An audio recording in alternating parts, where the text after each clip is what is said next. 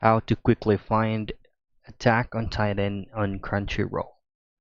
First things first, Crunchyroll is actually a streaming platform specifically and exclusively for animes only all over the world.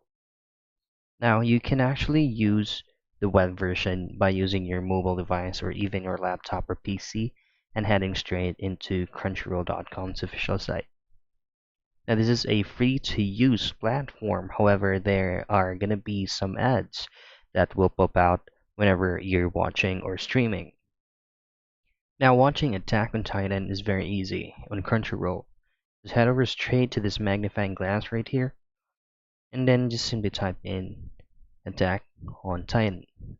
So, as you can see, it is available to watch. However, there's going to be a certain country or region that this specific series is not available. So you should be able to know if it's not available on your region to hit on start watching. So if you see certain messages like something went wrong or try again, this is not an actual error. This is not available on your country or region. So what you can do is just to use any reliable VPN and then just go back to the same process.